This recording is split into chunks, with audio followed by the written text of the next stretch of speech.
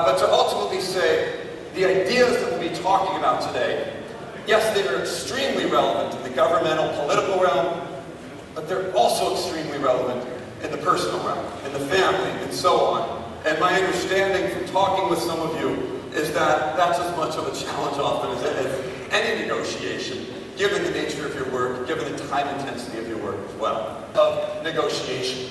So as I mentioned, my belief is that you are negotiating all the time. You've been negotiating since the day you were born and cried for milk.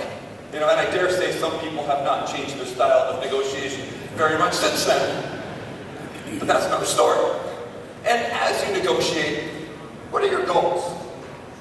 And I would argue that you have two basic goals most of the time right in front of you as you're negotiating. First of those goals is around substance. As you are negotiating a policy, a budgetary element, you want to get the best possible substantive deal that you can. The one that serves your consumer. That Dr. Shapiro is sticking around. We may want to make him an honorary member of AMO's negotiating team. Yes.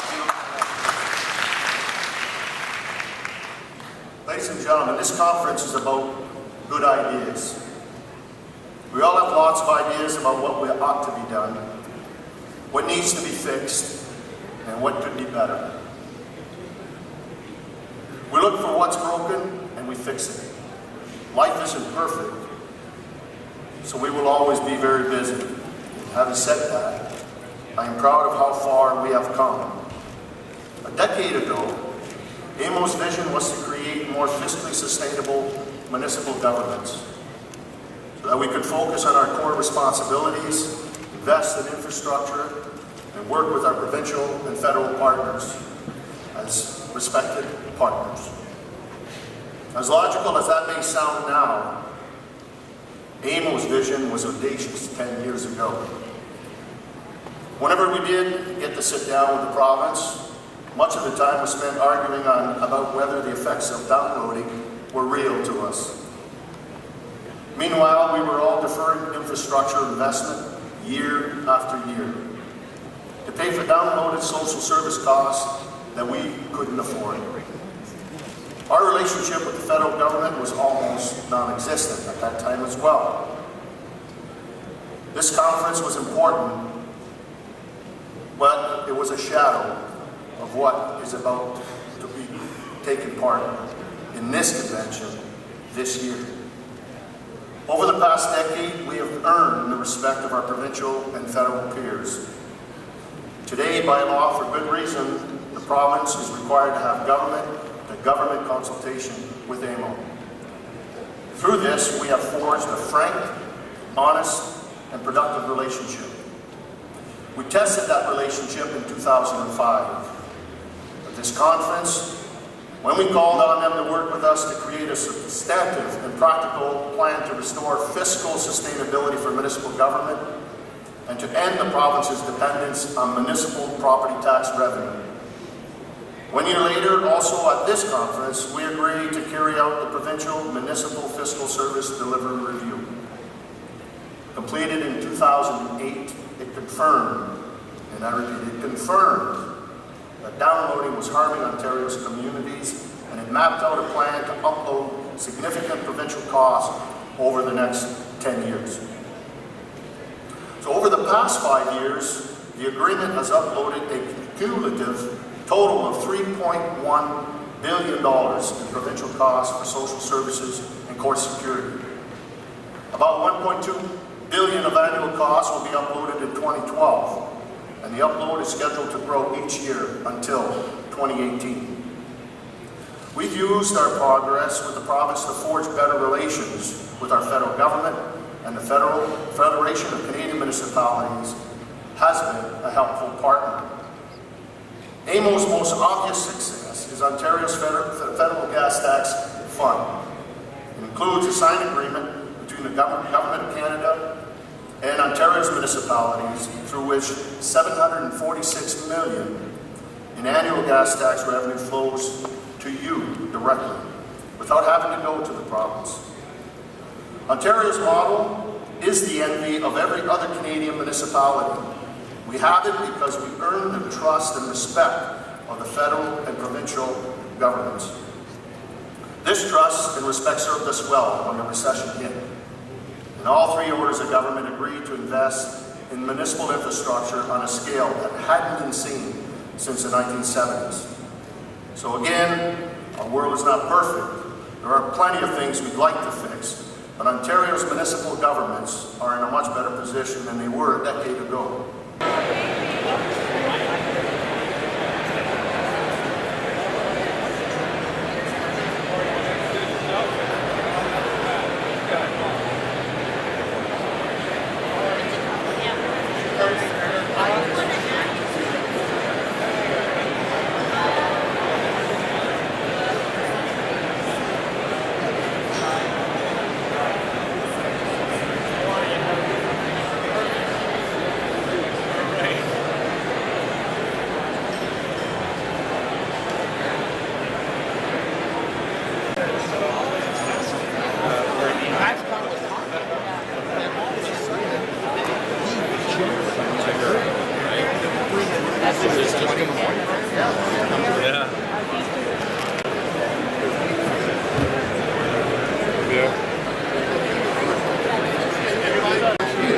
I ain't that skilled. Not even remember 33 years of my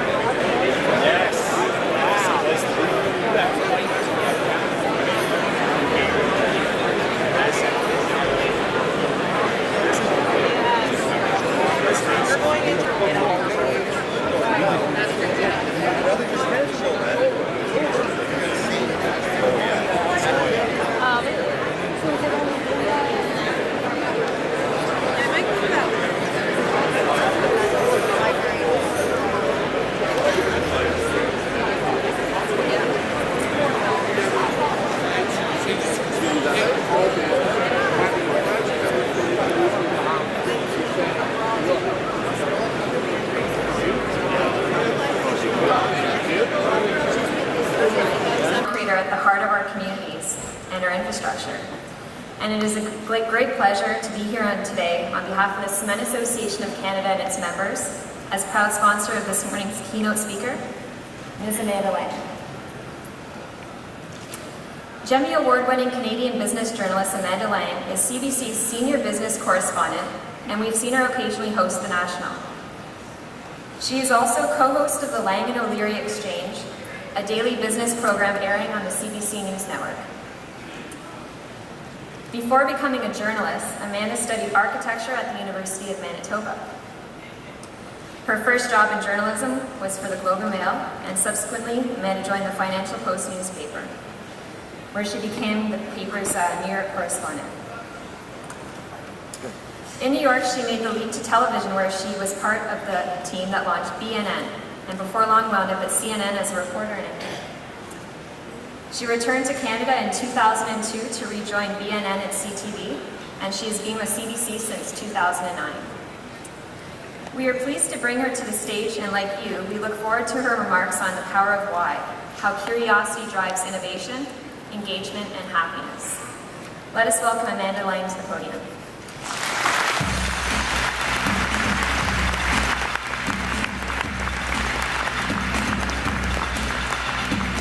Thank you so much, and good morning, everyone. It's great to be here with you. I anchor a show called the Lang & O'Leary Exchange. Some of you will be familiar with Kevin O'Leary. He also is on another show called Dragon's Den. Sometimes people ask me how we decided whose name would go first on the show when we were planning it, because he's kind of a strong character. And I tell the very true story, which is we had a show meeting, and I said, in people who will know me, characteristically diplomatic fashion, if my name doesn't go first, I'm not doing the show. To which Kevin said, why don't we just do it alphabetically? I love being a business journalist. It's one of the professions that I think are really important. Now, I am aware that journalism in general, and business journalism in particular, are not the most highly regarded. In fact, one of the kind of weird dividends for journalists of the financial crisis was that for a brief period of time, investment bankers were more hated than we were. And we quite liked that. In fact, we would go around telling investment banker jokes. Do you remember those? There were some good ones, like, how do you tell the difference between an investment banker and a pigeon? Well, the pigeon can still put a deposit on a Porsche. People thought those were funny, and then they would remember that a business journalist was telling the joke and the laughter would kind of die away. But the thing to me that's fascinating about journalism in general, business journalism in particular, is that every story we tell, however dry it may look, however much it might appear to be about numbers, is really about people. Every single story. And when I look at a balance sheet, I don't look at a bunch of numbers, I'm seeing people. I'm seeing ideas and mistakes and dreams, hopes. And to me, that's the endless fashion. It's a treasure hunt, really. You start with a number, you find a story. And so this whole past few years has been a pretty incredible journey of stories. Now, we have seen, obviously, a pretty incredible arc. And as a business journalist, one of the things I need to do is rely on experts for opinions, and unfortunately, for me, that means economists. You know, they say you can ask 6 economists for an opinion and you'll get 6 different opinions, and you'll get 7 if one of them went to Harvard. George Bernard Shaw said you could lay all of the economists end to end and they would still never reach a conclusion. If you know economists, you know they're probably happy to get laid at all.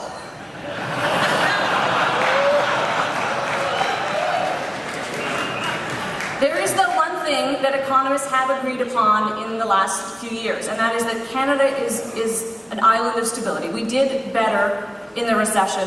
We came into it stronger, we survived it faster and recovered faster, and we now stand as one of the best positioned of the G20. Our debt situation isn't great, but it's better than most, and we have a plan. Our job recovery is phenomenal. And so there's been this sort of strange situation where for a period of time, Canada was leading the world. It's practically un-Canadian of us. We're all very proud of it. You know, when I lived in New York, I used to tell a joke that went like this: how do you get 40 Canadians out of a swimming pool? You say, please get out of the swimming pool. We tend to do what we're supposed to do. We tend to do the right thing. And it turns out when it comes to banking, that actually works pretty well for you. What I want to say, though, is that our complacency, I would go as far as to say smugness, is now misplaced. We can't afford to rest on those laurels and say we're better than everybody else, we're safer than everybody else. And I think there are real risks to our stability. In my view, there are 3 of them, 3 broad categories. The first one are external shocks. External shocks are things that happen that affect your economy over which you have zero control. And so one really great example of an external shock, 2011, by the way, was one of the busiest news years in history. A lot happened in 2011. One of those things was the Arab Spring. The Arab Spring was an unbelievable story about people. This was not a business story. And who would have thought that Libya, which produces just 2% of global oil supply, could have an outsized impact on the price of gasoline in America? And yet Libya produces light sweet crude. Light sweet crude is cheaper to refine, and therefore for a few weeks in the summer, economists were watching very nervously because America was just climbing out of recession and they were very concerned that that high price of gas would tip it back in. The consumer just could not afford that extra few cents. That's the kind of external shock you can't predict. The earthquake and tsunami in Japan, again, human tragedy. And when it happened, economists said, you know, the Japanese economy is extremely insular. Of all of the places in the world to have a massive implosion like that in terms of your capacity to produce, this will have a minimal effect on the rest of the world. If it happened to Germany, it would be disastrous. Germany is an exporting nation. Japan is very domestically focused. And yet, it's really just a couple of months ago that the interruptions in the global supply chain, especially in auto manufacturing, got ironed out. So even a place like that, very domestic focus, outsized effect on the rest of the world. But external shocks, by their definition, cannot be predicted. All we can do is conduct ourselves carefully and thoughtfully and respond as best we can. The second shock that could come, the second thing that could upset our stability, is another credit crisis. Could we return to the events of 2008? It's a whole other speech, and let me tell you, it is a pick-me-up. But I'm here to tell you that yes, we could. For the simple reason that the fundamental aspects that were in place to allow for the Wall Street collapse, the credit crisis, and ensuing global recession have not been changed. For all of the talk, for all of the efforts, the basic things that created that, including the opacity of the trillion and trillion and trillion dollar market for derivatives, is as bad as ever. Some of you may be saying, well, what about Basel III? Didn't we go off and decide that banks were going to put more money in their vaults relative to what they loan out? Yes, it's true. There is this global agreement. Mark Carney was there to help write it. And Basel III says banks should keep more money relative to what they loan out. I would just like to point out that American banks never got around to implementing Basel II. So I'm not super confident about Basel III. Banks aren't bad, but they're in the business of making money. And they're in the business of making money right up to the edge of risk. And if you don't move that edge with regulations, that's where they will live. For a little while they pulled back because their balance sheets were impaired. They're back there at that edge now. We've seen it in some recent events like JP Morgan. We will continue to see it, and we certainly could see another credit crisis. Also, beyond our control. And by the way, our banks are rushing to implement Basel III ahead of schedule, at great cost to their profitability, I should add. Boy Scouts that they are. It's the third thing that could affect Canada's financial stability and future that I want to talk about. Because the third thing is the only one of the three that is 100% in our control. And that's our productivity. Now I know, productivity is about the driest economic term ever invented. And I've spent a lot of time persuading a national news desk that it's an important one. A lot of you know why it's so important. And you will also know that it's a term that's been used and worried about and studied in this country for decades. It is not a new subject. But what I say to the national news desk is it is the most important economic term because productivity is the best measure of our wealth. If it's going up, we're getting richer. If it's going down, we're getting poorer. It's as simple as that. And it has been going down for decades in Canada. At times when it has risen, it has not risen as fast as our largest trading partner, the US, which amounts to the same thing. We can't compete. It's a global tragedy for Canada because we have all of the tools at our disposal that should make us wealthy. There's a wonderful chart showing quality of life over thousands of years. And for thousands of years, quality of life didn't change all that much. A straight line. And then there's a moment in history when it hockey sticks straight up. Guesses about what happened at that moment? The Gutenberg Press.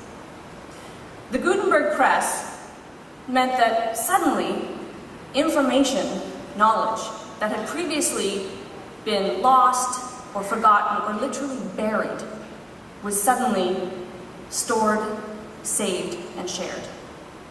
And what's exciting about that is it turns out we want to do more with what we have. It's not a project, it's not because we want money, it's an innate human desire to improve things. And we did. And that moment led to capital formation, the beginning of the decline of the power of the church, all kinds of things that changed our world forever and led us to today. Technology, the sharing of information, creates wealth. Well, so then you might be thinking, okay, think of the technology at our disposal today. Think of the power that we have. You never have to look stupid again. You can Google any question you want in your handheld device. You can share information. Now you might look stupid. If you tweet it, instantaneously we can learn and share at all times. So that hockey sticking of the quality of life should be exponentially multiplying for us. And yet here in Canada, it's not happening. So what's going on? Incidentally, did you hear about the computer they invented that's practically human? It's not that it can reason like a human, but when it makes a mistake, it blames another computer. Here's the newsflash. We're the first generation in Canadian history in danger of leaving our children poorer than we are. It's not a good news story. The good news is we don't have to accept that legacy. The people in this room have time to change that story. That's what I want to talk to you about. So what is productivity? It's a measure of wealth, but how are we measuring it? It isn't working harder. We know that. The Germans work 700 fewer hours a year than the Greeks. Now think about that for a second. You're a German, your economy is multiples stronger than the Greek economy, and you have 700 free hours a year more than your Greek counterpart. What are you doing with those free hours?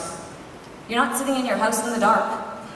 You're out, you're buying things, you're volunteering, you're connecting with people. In other words, you're contributing to your economy. So you're working less and you're making your economy stronger at the same time. It's a beautiful thing.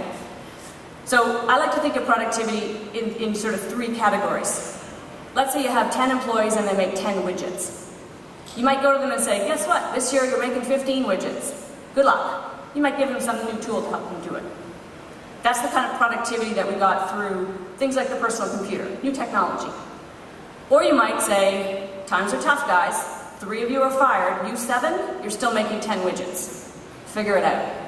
That's the kind of productivity gain you get post-recession, and frankly, that's the kind of productivity gain America is really good at.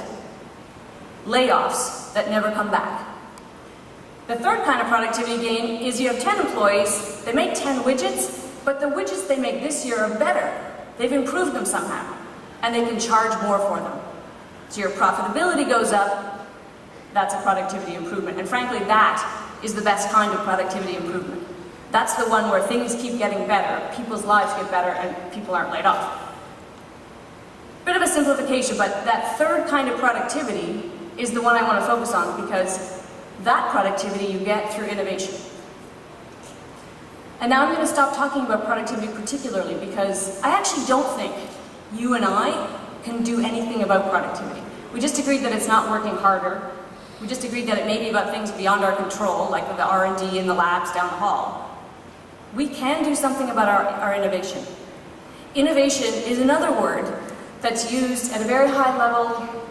Different people have, I could ask this room for a definition of innovation and we would get a multitude of different definitions. But innovation is the source of all new ideas. We want to improve things, this we know. So why did we stop? That's a question. What happened in Canada that we stopped?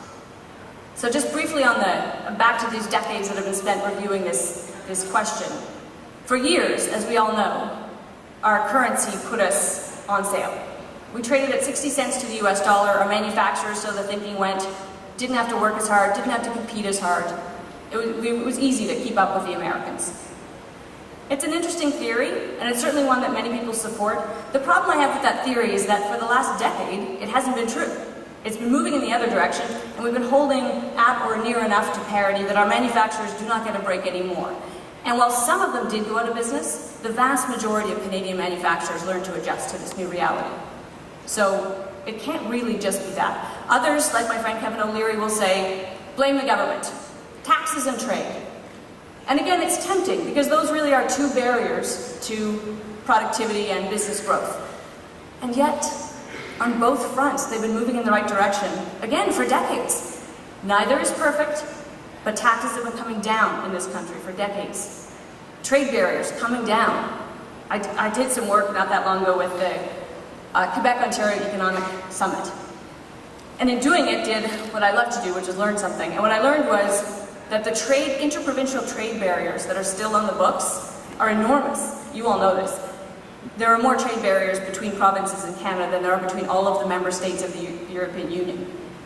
One of the ones they were very proud of having got rid of was the regulation governing the width of truck tires between Ontario and Quebec. They're different. So before they got rid of this, if you were a long-haul trucker, you could drive up to the border, and then you either had to turn around or you had to change your tires. But any normal 13-year-old would see this was absurd. They were glad it was gone, but you just know that there's dozens and dozens of other ones that are equally inane, that are still on the books, still slowing us down. Having said that, they're getting better, and yet our productivity hasn't changed. Improving our innovation will help us overcome whatever the problem is that's holding us back. And innovation and getting more of it is actually much simpler than most of us tend to think. The best explanation I've heard from anybody in my career about how to foster innovation came from an exec at Cisco in Canada, and he said, it's really simple. It's just about creating an environment where people ask why or why not. That's it. How do I know that everybody in this room is a natural innovator, has that capacity, not only has it, but will enjoy it? Because you were all 2 years old once. One thing we know about 2-year-olds is that they know how to ask why. And if you've spent any time with one, boy oh boy do they. In fact, there was a study done by the University of Michigan last year looking at how caregivers respond to that toddler's why. And something like 76% of the time, the caregiver in question responds with some variation of get lost. I don't know, ask your father, I'm cooking dinner. And it's not that they're nasty or they don't care about the toddler, usually it was a parent or a close relative. The problem was that the caregiver interpreted that why as something negative. And in fact, most of the time they were seeing it as attention-seeking behavior. Sometimes it was seen as a stalling tactic. Don't want to go to bed, don't want to get ready for school. Very rarely did they see it for what it genuinely was, which was this beautiful desire to understand their environment. Poll on employee engagement, and he found that the numbers are actually strikingly similar in every country of the globe. They go like this: 14% of employees are highly engaged. They're the ones who are really working for you, really making a difference. 24% are disengaged. Hamill calls them the maliciously compliant. Those are the ones that treat you like a substitute teacher. I'll help you with the math. That's 62% of employees who just show up for a paycheck. They're not bringing you anything of themselves. Hamill created a Maslow-like pyramid of what you need from employees in order to be really successful. And the first 3 things from the bottom up are obedience, diligence, and intellect. You need those things just to get out the door. Just to run your business, your employees need to bring that to you.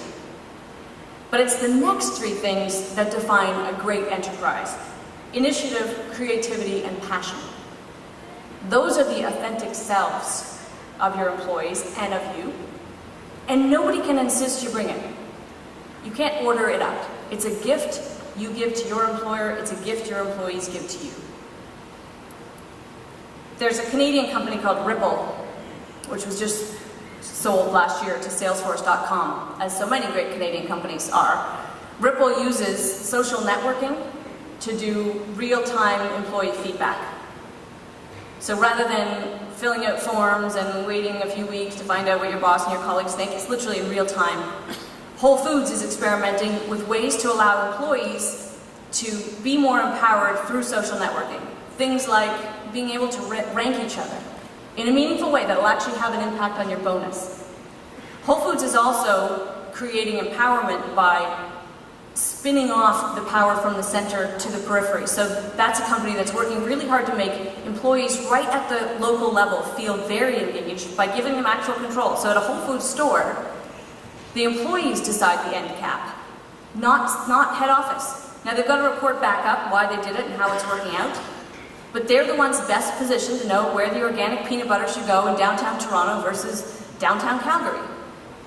And so they see what it means to have that control and power, and it makes a difference.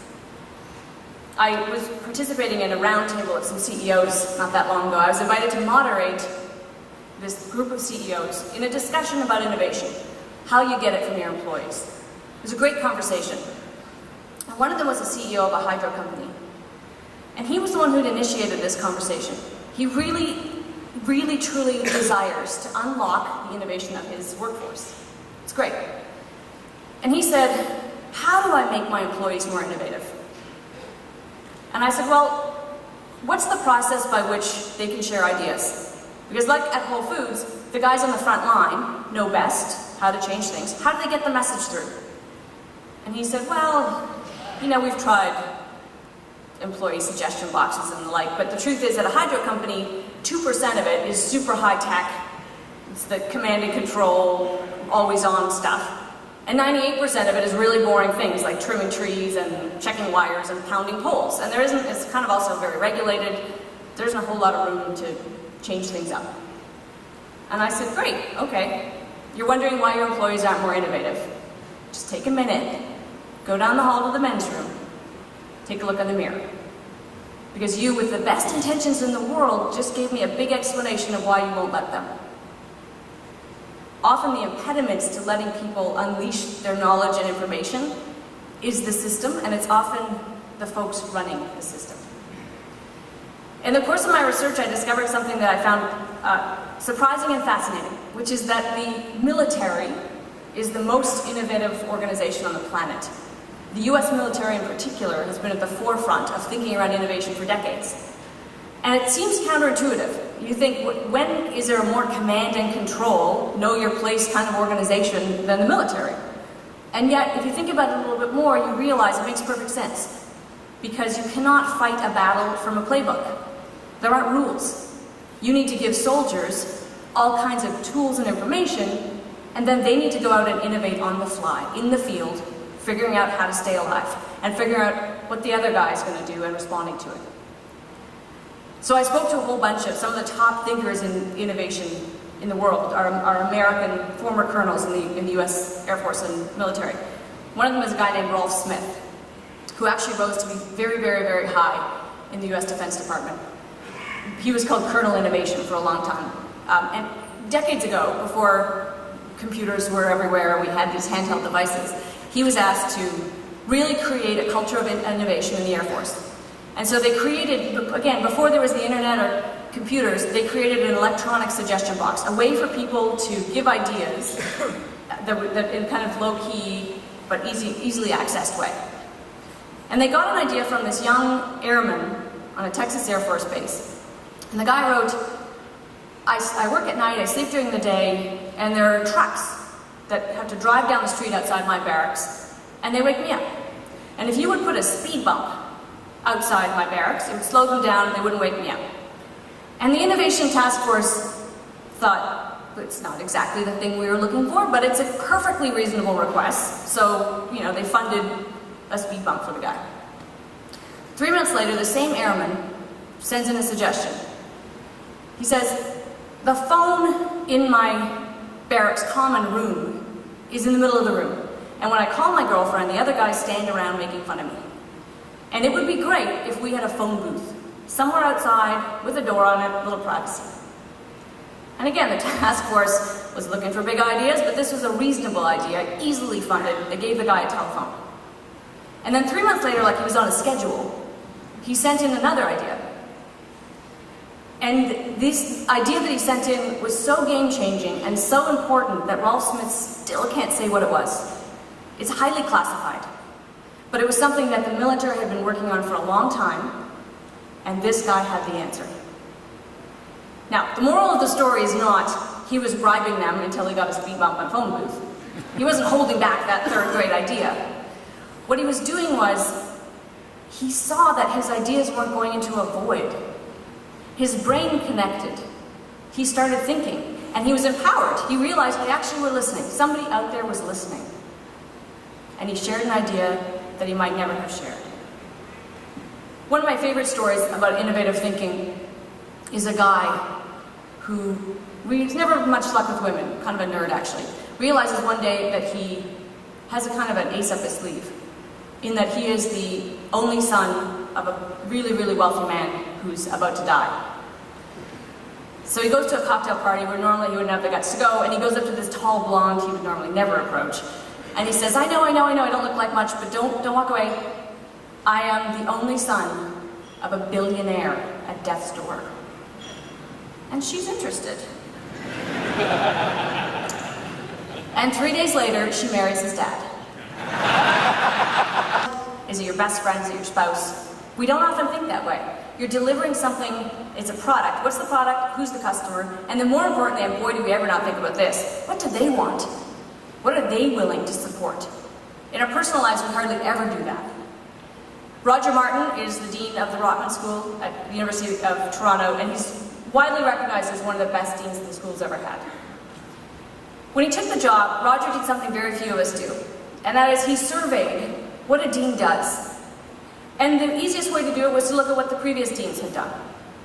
And the dean before Roger had spent 1 day a week with the treasurer working on the finances.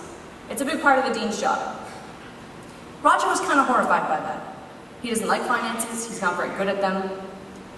And he called the treasurer in and he said, I'm going to rock your world a little bit, but this is all you now. We're going to check in once a quarter. Take it. And it did rock her world a little bit, but the truth was she likes dealing with the numbers, and she's good at dealing with the numbers, so she in the end was quite happy. And in that one step, Roger freed up a day a week. 20% of his time that the previous dean had spent doing something Roger wasn't going to be good at, Roger could now focus on something he is good at. He calls it thin slicing. He writes about it. He did it in several other ways, and he figured he freed up something close to 40% of the time the previous dean had spent on stuff Roger was not going to be good at, so that he could focus on his strengths. Now, is this helpful for a janitor? Probably not. Probably the janitor has to do what the janitor has to do. But anybody who's in a job with any kind of managerial power or flexibility whatsoever can actually do this. What do you excel at? Do more of that. What do you stink at? Can somebody else do it? Can you find a way that that's not the thing you spend a lot of your time on? Product innovation is something that businesses need to do in order to keep us buying things. Product innovation comes in many forms. Ford is a good example of product innovation. Ford had its most profitable quarter ever in the first quarter of 2010. Now, if you think about what Ford had just gone through, that's pretty remarkable. Ford did it by doing two things. They made a strategic decision to focus on smaller cars. They looked at where gas prices had been and were staying, and they thought their top-selling F-150, the pickup truck, might not appeal to Americans as long as gas prices stayed there. So they turned their attention to smaller cars, the Focus and the Fiesta. And then they thought, well, how the heck are we going to get people into a Focus and a Fiesta? We're going to have to make them feel better about driving those things. So they put stuff in them that are really cool. Heated seats, GPS system, docking for your iPod. And the really cool thing about that is not only did it drive customers to those smaller cars, but the profitability per car doubled from 1,000 to 2,000 because all that stuff is really high margin technology. One of my favorite product innovations is the curved shower rod. I often think about it when I'm traveling. The curved shower rod means that that horrible hotel shower curtain never has to touch you. And for years I thought, I love the person who invented this. I do, I actually love them. I'd like to send them Valentine cards. And then when I was writing the book, I thought, I'm going to find him. And I did. I found him. He's an American. And the thing that's great about the story behind the curved shower rod is when you see it, you think, of course that's better. Why wouldn't it be better? You just created 6 inches of space in the shower without impeding the space in the room. It's like kind of a weird design miracle. And yet, this guy spent almost a decade and a half trying to get the fixture companies to buy this thing. He came up with it because a friend of his was in the apartment business and oval tubs were all the rage. And oval tubs with a straight rod meant leaks. And so he got kind of interested. He's one of the sort of serial entrepreneurs, lawyer, oil man, real estate agent. His wife, thank God, put up with the couple of years he spent coming up with a design solution for the curved shower rod. And he finally has it, and he calls up a friend who's in the plumbing business and says, send me over an oval tub, I want to test this out. And his friend says, sorry, I don't have any oval tubs, but I have an ordinary tub, you want that? And he's like, okay. Gets the straight tub, puts it in his garage, puts the curved shower rod on it, and eureka. He looks at it and says, forget oval tubs, everybody has a straight tub. This thing will be in every home in the world once people see it. So why did the fixture companies not go for it right away? Just the status quo bias. There isn't any big reason for it. In fact, he traveled one day, right when he was down to his last dollar. He'd remortgaged his house, they cashed in their insurance policies. He got a meeting with one of the biggest plumbing supply companies in America. And he said, honey, this is it. Cashing in the chips. Borrowed from a friend, bought a plane ticket, rented a car, drove to the offices. And the CEO kept him waiting. Now, this guy, Sean, is a very nice guy. Very patient most of the time. Does not like to be kept waiting. So he's waiting and he's waiting and he's getting madder and madder. And then the CEO sends out his head engineer to kind of kill time with him. And Sean says the head engineer comes out and proceeds to explain to him why a curved shower rod doesn't work. How, from an engineering point of view, it's impossible. Sean has one in his car. And he says if the CEO had only shown up on time, he would have blurted it out. He said, look what I have. Instead, he sat there getting more and more excited, thinking, this is my biggest competition, and they think it can't be done. I've already done it. Anyway, he's a multi-millionaire now. One of the lessons of that story, by the way, is that the idea is sometimes just the first step. That first question is sometimes just the first question.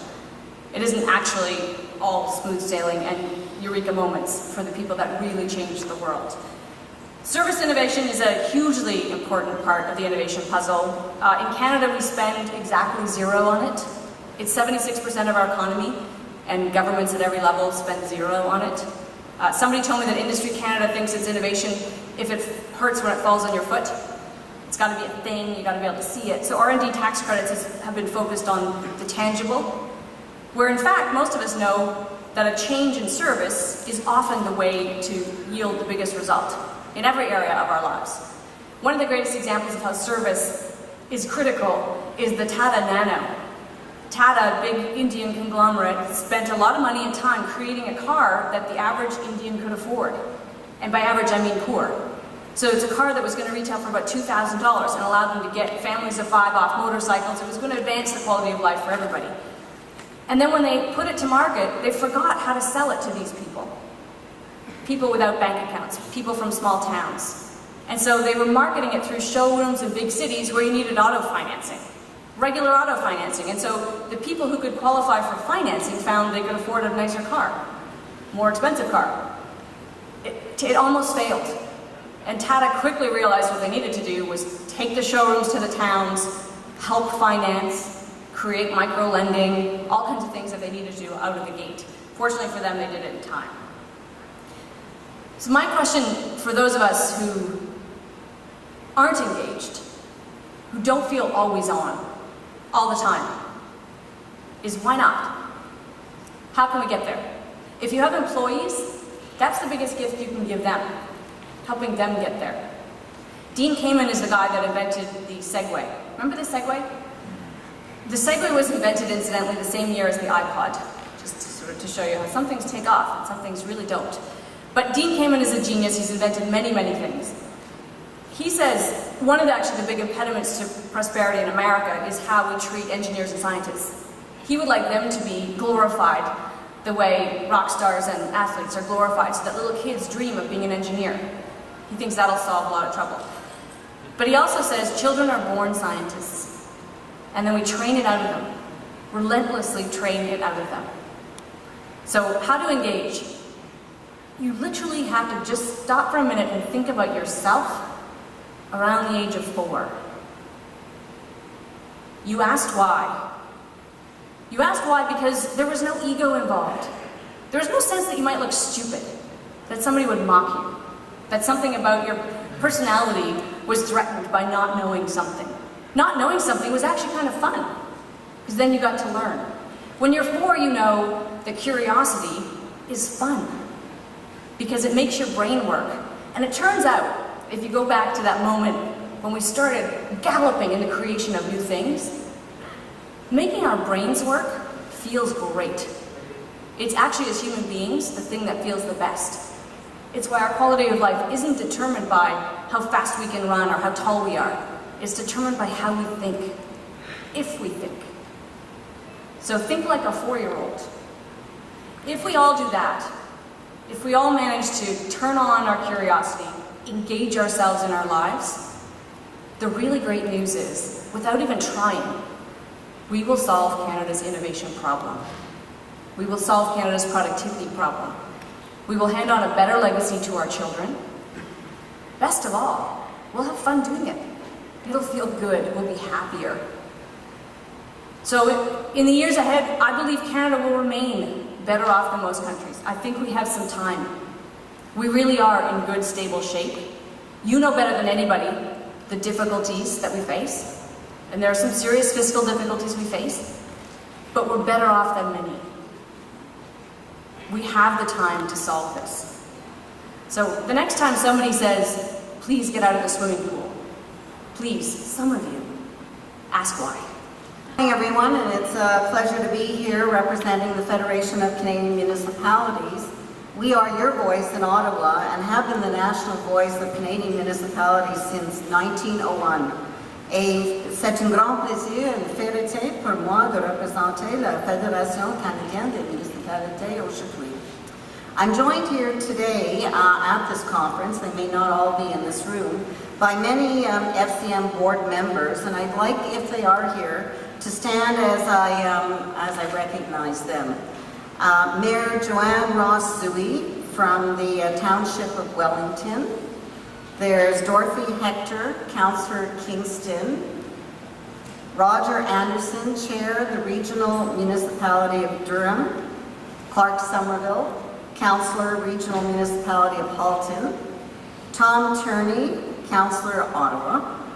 Doug Rycroft, Councillor, County Middlesex. Brenda Hogg, Regional Councillor, Regional Municipality of York. And of course, our past president, who I'm sure is here, Barry Verbanovich. Barry, are you here?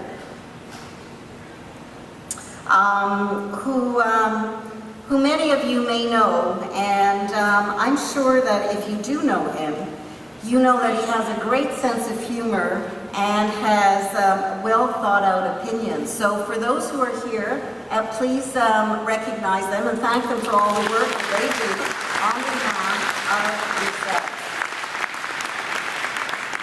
the Now we thought it might be a good thing to share some of Barry's thoughts as he is your past president.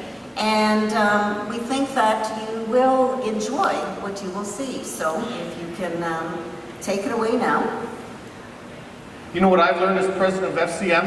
I've learned a lot has changed since 1866 to work. We want our potholes fixed and traffic moving. We want clean water, we want our garbage picked up, we want safe communities, and we want the bus to show up so we can get to work on time.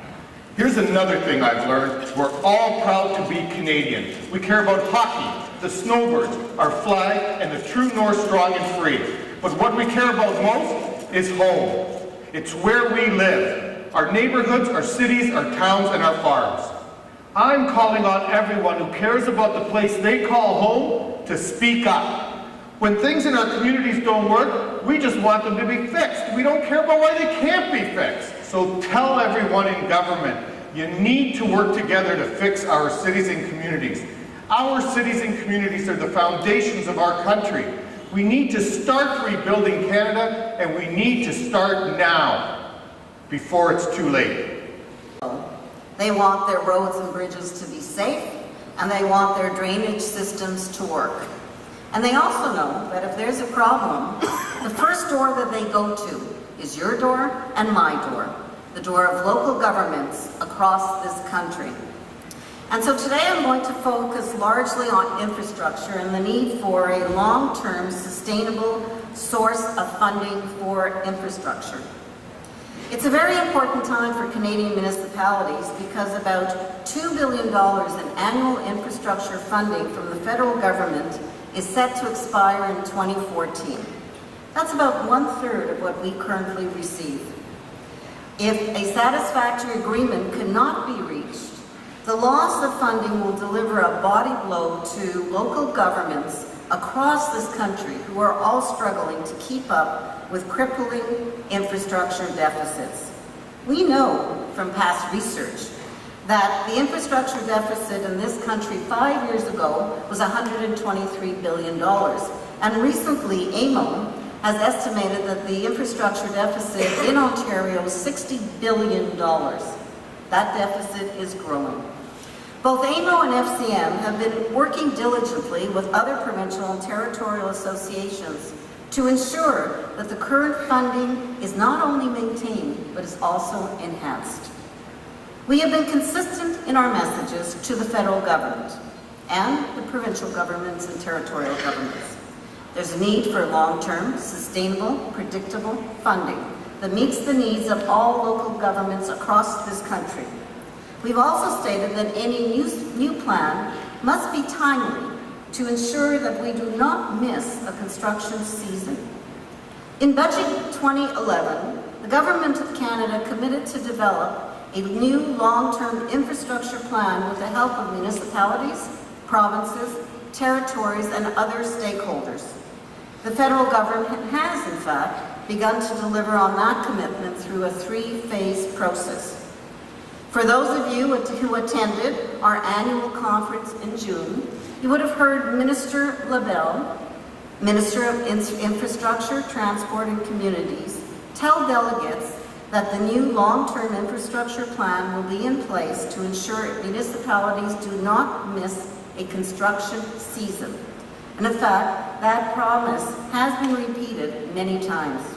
Then last month, Minister LaBelle and other officials, including Minister Fletcher, hosted regional roundtables across the country, and there were 2 here in Ontario, to gather municipal input into the plan. FCM led the effort to ensure municipal representatives at the roundtables were briefed and prepared, and the result was that they spoke compellingly with a consistent, united message around the plan, need for the plan, the urgency of having it in place before the 2014 construction season, and what its objectives should be from a local point of view. These roundtables represent a historic breakthrough in federal, provincial, and municipal cooperation. For the first time, all 3 orders of government met at the same table, literally, met at the same table, discussed and planned future policy and funding decisions. FCM has actively pursued the recognition that within the Constitution, local governments can be equal partners and have a seat at the table with respect to issues concerning local governments. Step by step, we are building a partnership, developing new models of federal, local, and provincial territorial relationships that can provide a base for discussions around other issues, such as policing, housing, rural needs, and the environment.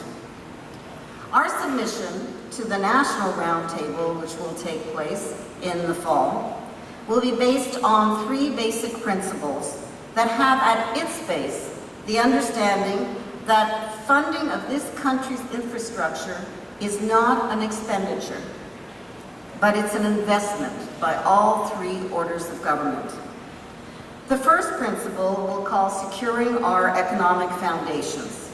The new plan must ensure our cities and communities can repair crumbling roads and bridges, water systems, and public transit, while building and maintaining the new infrastructure Canada needs to grow and compete in a tough global economy.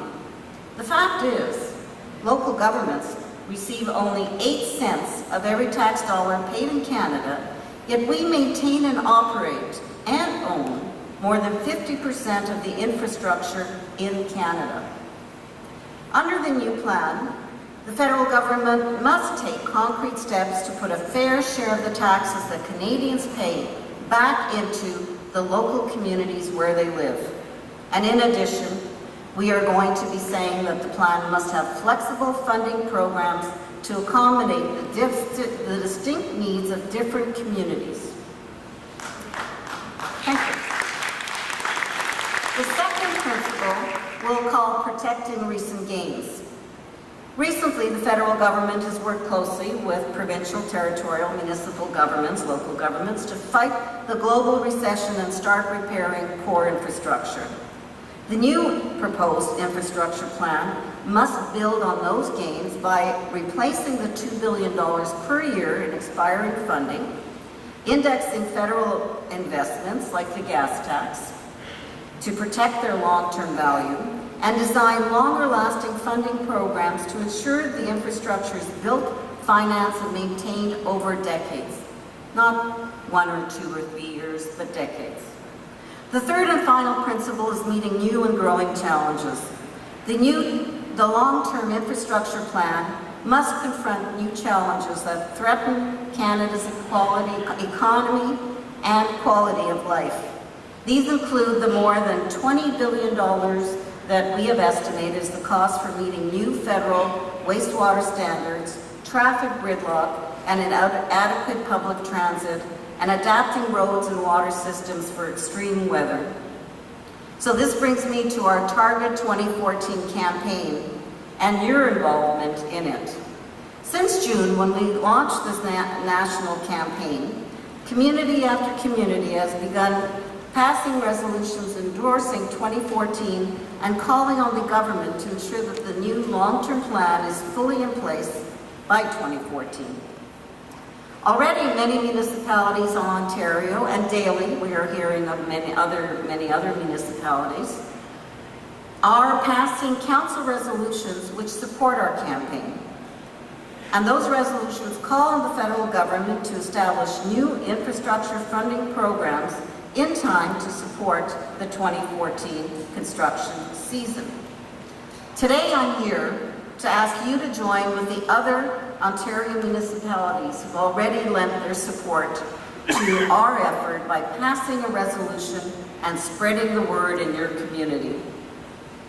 The strength of FCM as your voice in Ottawa is based on your participation and on your support. Much like AMO is your voice in Ontario, we are your voice to the federal government.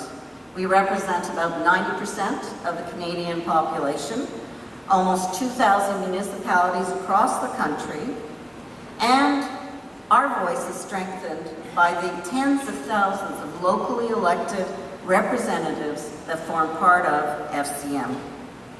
We promote and safeguard the interests of all Canadian communities, whether you're big or whether you're small, whether you're rural or whether you're urban, whether you're northern or remote. On policy and program matters that fall within federal jurisdiction. I gave you some examples earlier with regards to policing and housing. Some other examples are rights of ways, are telecommunications, as well as CETA. Yet in order for FCM to be effective, to be that strong, unified voice, we need more of you to join Target 2014.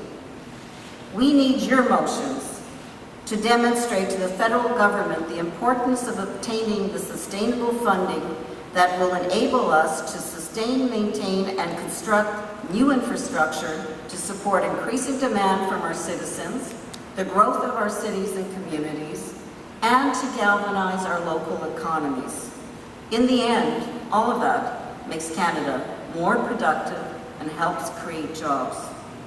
We're all very busy, so we're making it easy for you to join Target 2014. And in the member area of our website, we have sample resolutions, key messages that you can use when speaking to the media, the public, and others. So, I know that there's a sheet that we're planning to hand out. I'm not sure if it's been handed out yet, but it's very simple. Pass the resolution. Spread the word through your local media. Like us. We like to be liked. I'm sure you like to be liked as well. On Facebook. And tweet, I support Target 2014. And work with AMO to make sure the Ontario provincial government also supports the long-term infrastructure plan and is ready to invest in municipal priorities. There's a momentum building, and with the leadership shown by local governments across this country, I would like to believe we are at the cusp of an historic breakthrough in our relationship with both federal and provincial and territorial governments. Over the last 10 years, FCM and Canada's municipal leaders have fought hard for a fairer deal for our communities, for a fair share, for a new partnership with the federal government that will strengthen our economy, strengthen our communities, and give us a say at the national table. We have been successful, but there is more that we can do.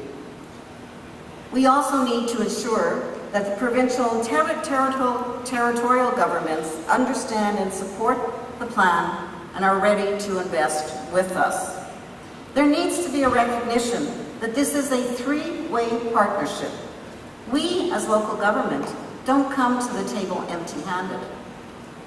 We bring 1/2 to 1/3 funding for many of the capital projects that are also funded by provincial and federal governments. All too often in the past, local governments have been taken for granted. It's our time to say that local governments are the drivers of the economy, the builders of communities, the places where people live, work, and play. And we need to tell our constituents and our local papers and our MPs that what is at stake is the ability of Canada to be competitive internationally. We as local governments are ready, willing, and able to work together to invest in our future, to invest in our infrastructure. As Barry said in his rant, our citizens don't care who does it. They want it done. So please, if you would like to learn more about Target 2014, we're hosting a reception from 6:30 to 8 p.m. tonight at the FCM office at 10 Rideau Street.